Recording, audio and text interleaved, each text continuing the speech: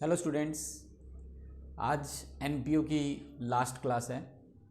मैं अलग अलग टॉपिक के ऊपर शॉर्ट वीडियो डाल चुका हूँ। आप आई होप और मुझे विश्वास है कि अब आपने अच्छे मार्क्स लेने। टर्म 1 में तो बहुत अच्छा किया, बहुत स्टूडेंट्स ने बहुत अच्छा किया है, मज़ा आ गया। जिसे कहते हैं ना, वाकई में ही सुकून की नींद जिसे बोलते हैं वो आती है। स्टूडेंट्स को तो आई लेकिन मेरे को भी आई, क्योंकि बहुत बच्चों ने 40, 39, 30 मतलब बाढ़ जैसे बोलते हैं ना, पानी की बाढ़ आती है, यहाँ पे मार्क्स की बाढ़ आ गई। अब वही अपने आप से आपने प्रॉमिस करना है कि आज मैं सब्जेक्टिव के अंदर भी उतनी ही अच्छी प्रिपरेशन करूँगा और सर का पूरा साथ दूंगा। चैनल को सब्सक्राइब, लाइक और शेयर तो करना ही है। डिस्क्रिप्शन बॉक्स के अंदर जो भी नोट्स दिए गए हैं और जो भी पीएसपी दिया गया, मैंने बताया ना पीएसपी, पेपर से पहले मैजिक, वो नोट्स के अंदर मैंने दिया हुआ है। डिस्क्रिप्शन बॉक्स में जाएंगे, लिंक मिलेगा। उन क्वेश्चंस को अच्छी तरह से तैयार करना है। फिर मैं सैम्पल पेपर डालूंगा, वो सैम्पल पेपर्स आपने बहुत बढ़िया तरीके से करने हैं। तो एनपीयू की जो आज हमारी क्लास है, जिसके अंदर मैं आपको इनकम एंड एक्सपेंडिचर अकाउंट बनाना, दूसरे नंबर पर ओपनिंग बैलेंस शीट कैसे बनाते हैं, तीसरे नंबर पर क्लोजिंग बैलेंस शीट बनाते समय क्या ध्यान रखना है, इन बातों के बारे में बताऊंगा। लेकिन उससे पहले आपको वो तीनों वीडियो जो मैंने पहले डाली हैं उनको ज़रूर देखना है। और जैसे मैंने अपनी एक और वीडियो डाली है लेटेस्ट, उस वीडियो में मैंने ये बताया है कि आप सब्जेक्टिव की यानी टर्म 2 की तैयारी कैसे करें। बहुत ही बढ़िया तरीके से कुछ ही मिनटों के अंदर आप वो वीडियो को देखकर ऐसे तैयारी कर सकते हैं। ठीक है, तो वो तैयारी कैसे करनी है, जैसे मैंने अभी वीडियो बताई है उसके अंदर मैंने ये बताया था कि वीडियो को देखिए, लेकिन साथ में रजिस्टर और पेन लेके बैठिए और वो लिखते रहिए बातों को। फिर देखिए कितना अच्छा समझ में आता है। और फिर मेरे पीएसपी मैजिक करिए, पेपर से पहले मैजिक करिए, फिर अपने आप क्वेश्चन निकलेंगे। देखिए, चलते शुरू करते हैं। आज जो बात है वो हमारी एनपीयू की बात है। एनपीयू के अंदर आपको जो क्वेश्चन आता है उसके अंदर receipts and payment account given होगा। क्वेश्चन के अंदर receipts and payment account given होगा और वो क्या क्या फॉर्मेट के हिसाब से गिवन होगा। यहाँ पे सबसे पहले ओपनिंग बैलेंस होता है, यहाँ पे सबसे पहले ओपनिंग बैलेंस होता है कैश का और बैंक का, और इधर आती है ऑल रिसिप्ट्स। ऑल रिसिप्ट, सारी रिसिप्ट्स आ जाती हैं इस तरह। इधर आ जाते हैं ऑल पेमेंट्स, क्योंकि मैंने आपको बताया था कि जो रिसिप्ट्स होती हैं, पेमेंट होती है, वो कई तरह की होती हैं।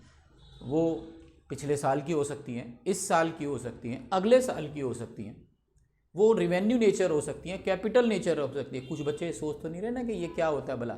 भाई पहले तीनों वीडियो देखिए, उन्हीं चीज़ों को मैं इसमें बताऊंगा। फिर आप कहोगे यार सर 15 मिनट से ज़्यादा बना देते हो, हमारा तो फोकस ही 15 मिनट बनता है।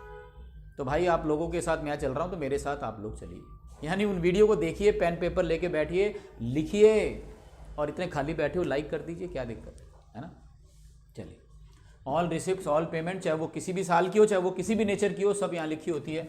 और इधर आता है बैलेंस सीडी, यानी कि कैश और बैंक का क्लोजिंग और बैलेंस। ठीक है जी। अब इसके बेस पर हमारे को क्या बनाना है, इनकम एंड एक्सपेंडिचर अकाउंट। मैं शॉर्ट फॉर्म में लिख रहा हूँ, आपने नहीं लिखना है। मैं शॉर्ट फॉर्म में लिख रहा हूँ, आपने नहीं लिखना है। मैं शॉर्ट फॉर्म में लिख रहा हूँ, आपने नहीं लिखना है। देखा, आवाज़ भी इको चल रही। इको समझते हैं ना, बिल्कुल इको, वो जिसमें 2 बुक्स होती है। ठीक है, तो ये रिसिप्ट्स एंड पेमेंट अकाउंट के बेस पे जब आप इसको बनाएंगे तो जितनी भी ये रिसिप्ट्स हैं इनको आपने उठा के इधर ले आना है, क्रॉस एंट्री करनी है। लेकिन सारी नहीं लानी। क्या नहीं लानी? सारी नहीं लानी, केवल रेवेन्यू नेचर लानी है, रेवेन्यू आइटम लेके आनी है। और मैंने आपको बताया था रेवेन्यू वो होती हैं जो रेगुलरली होती रहती है, रेवेन्यू वो होती हैं जो जनरल पर्पस होती है, रेवेन्यू वो होती है जिसे हम ट्रेडिंग अकाउंट, P&L अकाउंट में लिखते थे क्लास 11th में, उसको रेवेन्यू बोलते हैं। उसको हम रेवेन्यू बोलते हैं जो क्लास 11th में ट्रेडिंग। और फिर भी अगर कुछ कन्फ्यूज़न हो, मतलब 11th में आपने कोई आइटम ना पढ़ी हो, उसके भी मैंने अलग से आपको तीसरी वीडियो में बताया है कुछ पॉइंट्स ऐसे कि कैसे पता चलेगा कि रेवेन्यू है या कैपिटल है, 11th क्लास में अगर नहीं पढ़ी। ठीक है, तो केवल रेवेन्यू आइटम लेके आनी है एंड करंट ईयर वाली लानी है, एंड करंट ईयर वाली लानी है। 2 चीज़ें ध्यान रखनी है। ये दोनों चीज़ें मैं बहुत बढ़िया तरीके से आपको समझा चुका हूँ। करंट ईयर मतलब 2022 वाली, 2021 वाली भी माइनस करके चले आओ, 2023 वाली भी माइनस करके चले जाओ। इस समय मैं 12th पढ़ा रहा हूँ, तो इसका मतलब मेरे को 12th की फीस लेनी है। अगर कोई बच्चा 11th क्लास में मेरे पास पढ़ता था, किसी कारण से पैसे नहीं दे पाया और वो अब दे रहा है और 12th के भी दे रहा है, तो मेरे को सिर्फ 12th के पैसे रखने हैं? नहीं, पैसे दोनों रखने हैं भाई। बढ़िया हूँ, दिमाग है, बढ़िया हूँ, तो पैसे दोनों रखने हैं भाई। तू पिछले साल नहीं दे पाया, ले आ, इस साल के पैसे भी ले आ, जेब में डाल लिए। लेकिन कमाई जो पिछले साल वाली है उसको उसी में जोड़ूंगा, यहाँ नहीं जोड़ूंगा। रख तो लूँगा, नोट तो रख लूँगा, लेकिन उसको मैं इस साल की कमाई में नहीं जोड़ूंगा। इस साल की कमाई मैं सिर्फ और सिर्फ 12th की लूँगा। वो जो 11th वाले या किसी ने अगले साल के भी करा दिए कि सर ये लो, आप तो फर्स्ट ईयर भी बहुत बढ़िया पढ़ाते हो, फर्स्ट ईयर के भी रख लो, तो मैं रख तो लूँगा, मना नहीं करूँगा क्योंकि मैं बढ़िया हूँ, लेकिन वो मैं उस साल की कमाई में ऐड नहीं करूँगा। ठीक है जी। तो करंट ईयर वाली लेनी है और रेवेन्यू आइटम लेनी है। पेमेंट साइड को उठा के इधर ले आइए और वही बात, केवल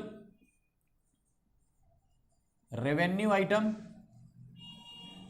एंड करंट ईयर, इसमें भी वही बात है, revenue item and current year. ठीक है, फिर दोनों साइड का हम टोटल कर लेंगे। इधर जो बैलेंसिंग फिगर निकल कर आएगी, इधर जो बैलेंसिंग फिगर निकल कर आएगी सरप्लस होगा। ये मैं थोड़ा बहुत आपको पिछली वीडियो में समझा चुका हूँ, लेकिन ओपनिंग बैलेंस शीट और क्लोजिंग बैलेंस शीट के लिए ये दोबारा जरूरी था, ये बड़ा जरूरी है। तो सरप्लस इधर आएगा जिसे हम प्रॉफिट बोला करते थे, लेकिन ये ऐसी ऑर्गेनाइजेशन है जिनका पर्पस प्रॉफिट नहीं है, इसलिए इन्होंने नाम चेंज कर लिया। थप्पड़ डायरेक्ट मारने के बजाय उल्टे हाथ पैसे मार दिया। डेफिसिट मतलब लॉस हो गया, डेफिसिट मतलब लॉस हो गया। तो इस तरह से बहुत ही बेहद ईजी है बनाना। बच्चे पता नहीं क्यों डरते हैं, ऐसा मेरे को मालूम है ये नहीं कि मेरे को मालूम नहीं है, मेरे को मालूम है, वो याद नहीं करते हैं चीज़ों को। मैंने अभी जो क्विक रिवीजन वाली वीडियो डाली है ना कि 12th के अंदर कैसे अच्छे मार्क्स लेके आए, उसमें सारी चीज़ें बताई हैं कि हम वीडियो देख के बड़े खुश हो जाते हैं कि हमने सर की वीडियो देख ली, सर को खुश कर दे, सर हमने तो आपकी सारी वीडियो देख ली, लेकिन वो मूवी की तरह से देख के चले आते हैं। अब मेरे को समझ में आ रहा है, मैं पहले बोला करता था देखो देखो देखो देखो, लेकिन कहते हैं ना कि जब जागो तब सवेरा। आज मेरे को पता चल गया कि मैं भी थोड़ी सी गलती करता हूँ इस चीज़ में।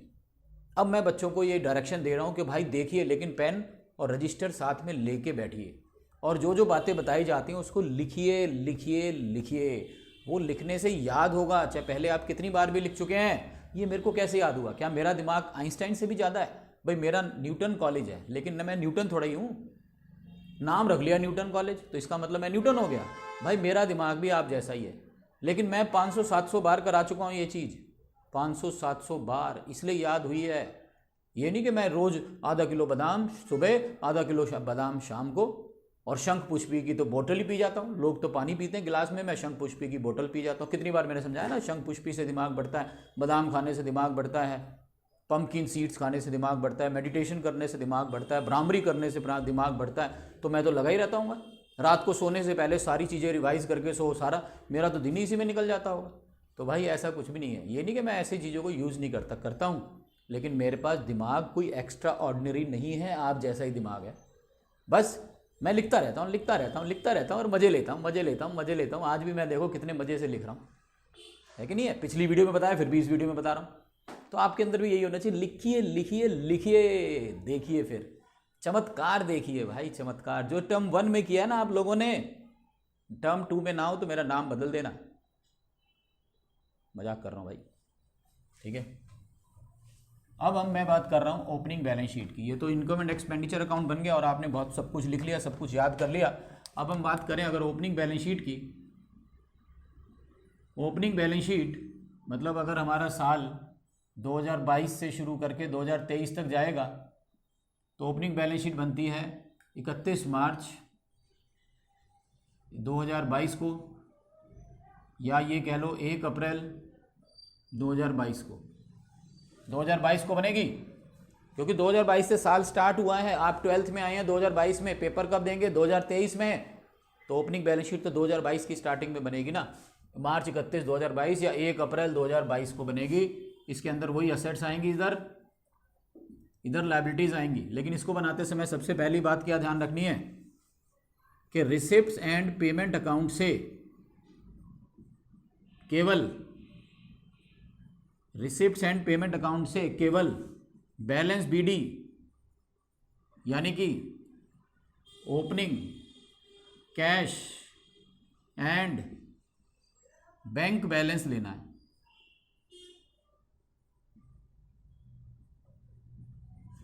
ठीक है, रिसिप्ट्स एंड पेमेंट अकाउंट से केवल बैलेंस बीडी या ओपनिंग कैश और बैंक लेना है, और कोई आइटम नहीं आएगी। लिख लो, अब तो आपको आदत पड़ गई लिखने की। रिसिप्ट एंड पेमेंट अकाउंट बताया ना, उसके अंदर रिसिप्ट आती है, पेमेंट आती है, ओपनिंग बैलेंस आता है, क्लोजिंग बैलेंस आता है। केवल आपको ओपनिंग बैलेंस लेना है। Peer receipt and payment account से केवल बैलेंस बीडी यानी ओपनिंग कैश और बैंक बैलेंस लेना है, और कुछ नहीं लेना है। दूसरी बात, अब आ जाओ एडजस्टमेंट में। अब आ जाओ एडजस्टमेंट में। एडजस्टमेंट से वो आइटम्स लेनी है जिनके साथ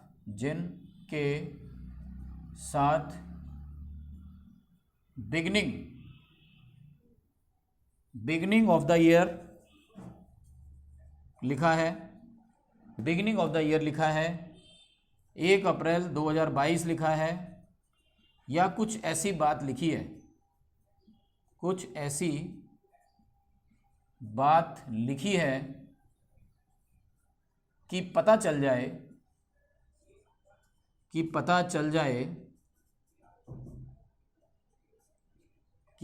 जाए यह आइटम्स लास्ट ईयर से चली आ रही हैं, लास्ट ईयर से चली आ रही है, लास्ट ईयर से चली आ रही है। मतलब जैसे लिखा है सब्सक्रिप्शन आउटस्टैंडिंग ओपनिंग। अब भाई जो ओपनिंग में आउटस्टैंडिंग है, ओपनिंग का मतलब शुरुआत, तो वो पिछले साल से चली आ रही है। क्वेश्चन में लिखा है in the beginning of the year we have building, अरे भाई पिछले साल से चली आ रही है। 1 अप्रैल को मेरे पास बिल्डिंग ये है, तो भाई पिछले साल से चली आ रही है।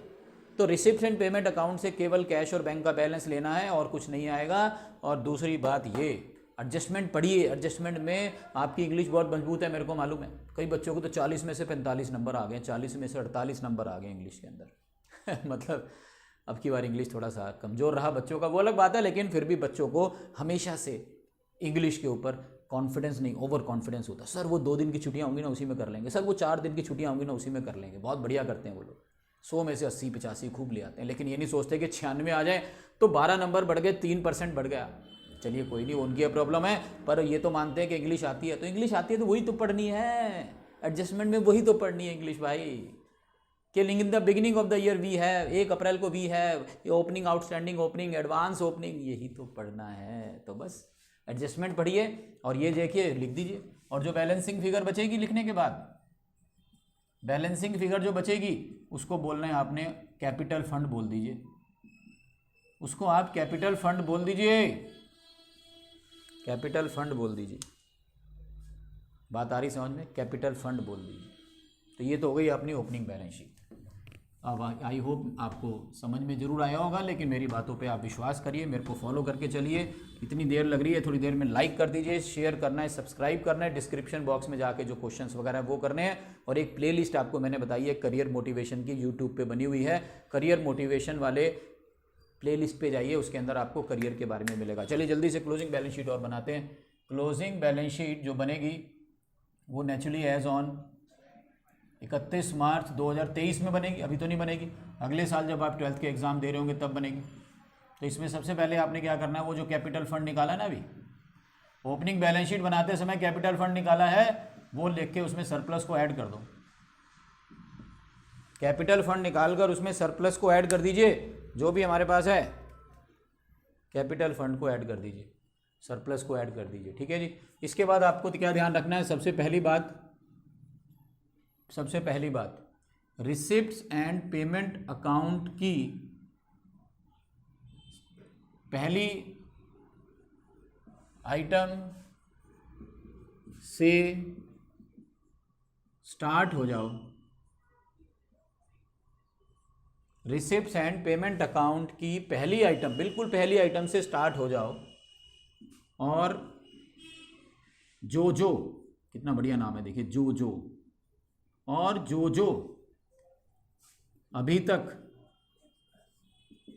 अभी तक नहीं ली हैं, और जो अभी तक नहीं ली हैं वो लेनी है।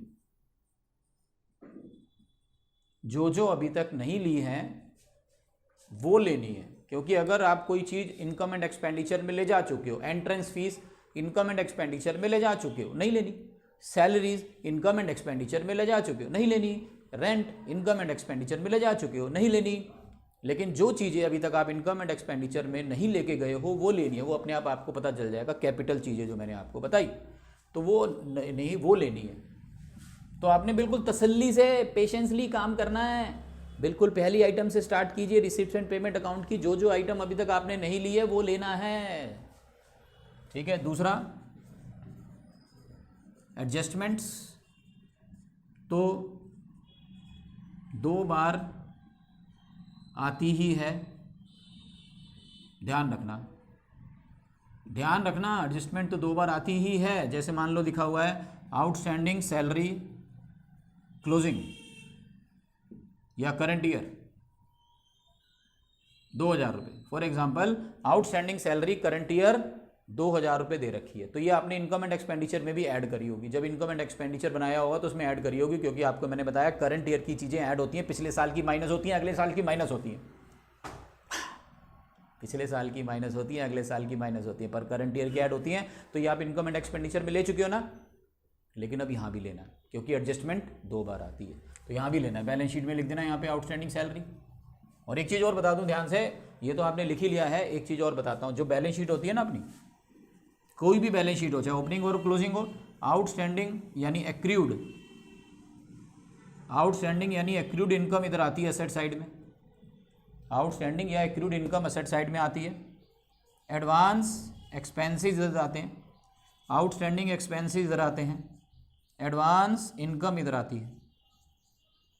ये ध्यान रखना है इस बात का। आउटस्टैंडिंग या एक्रूड इनकम इधर आती है, आउटस्टैंडिंग एक्सपेंसेस इधर आते हैं, एडवांस एक्सपेंस इधर आते हैं, एडवांस इनकम इधर आती है। चाहे कोई भी बैलेंस शीट हो, ओपनिंग या क्लोजिंग, इस बात का ध्यान रखना है। तो क्लोजिंग बैलेंस शीट बनाते समय क्या ध्यान रखना है, रिसिप्ट एंड पेमेंट अकाउंट की बिल्कुल पहली आइटम से आपने स्टार्ट कर देना, बिल्कुल पहली आइटम से स्टार्ट कर देना। बिल्कुल तसल्ली से चलते जाइए और सोचिए अरे यार ये तो मैंने इनकम एंड एक्सपेंडिचर में लिख दी, ये तो मैंने इनकम एंड एक्सपेंडिचर में लिख दी, नहीं लिखनी, जो नहीं लिखी वो लिखनी। जैसे लाइफ मेंबरशिप फीस हो गया, डोनेशन फॉर बिल्डिंग हो गया, लिगेसी फॉर बिल्डिंग हो गया, वो लिखनी है, वो लिखनी है आपने इसके अंदर, ठीक है। और एडजस्टमेंट तो 2 बार आती है, ध्यान रखना इस बात का। तो जो एक बार लिख चुके इनकम एंड एक्सपेंडिचर में या ओपनिंग में, मत सोचना कि दोबारा नहीं लिखनी, 2 बार लिखनी है।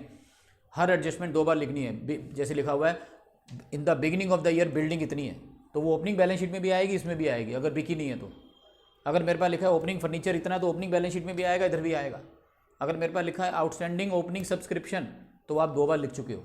आउटस्टैंडिंग ओपनिंग सब्सक्रिप्शन कहाँ लिखा होगा, ओपनिंग बैलेंस शीट में, और कहाँ लिखा होगा, इनकम एंड एक्सपेंडिचर में जब लिखते हैं सब्सक्रिप्शन माइनस, तो उसको नहीं लिखना क्योंकि वो 2 बार लिख चुके, ठीक है। तो बात समझ में आ गई है कि वीडियो देखनी है मेरी सारी, क्विक रिवीजन वाली वीडियो सारी देखनी है, लेकिन पेन पेपर लेके बैठिए, लिखिए, देखिए कितना अच्छा समझ में आता है। और डिस्क्रिप्शन बॉक्स के अंदर जो भी मैंने नोट्स और पीएसपी मैजिक के क्वेश्चन डाले उनको करिए, और 10 दिन बाद इंतजार करिए, सैम्पल पेपर जब आएंगे सैम्पल पेपर करिए, और मैं लिख कर नहीं भी दूं तो भी मेरे पे विश्वास करिए, मैं आपके नंबर दिलाऊंगा। जैसे टर्म 1 में आए हैं उससे अच्छे नंबर आएंगे। एक बच्चा सोच रहा है यार 40 में से 40 आ गए, और कितने अच्छे आएंगे, तो 40 में से 40 आ जाएंगे भाई, और अच्छे आ जाएंगे, मतलब कॉन्फिडेंस आ जाएगा। जब कॉलेज में जाओगे ना तो मुक्का मार के सबका मुंह तोड़ोगे कि हम तो भाई ऐसा पढ़ के आए हैं, ठीक है जी।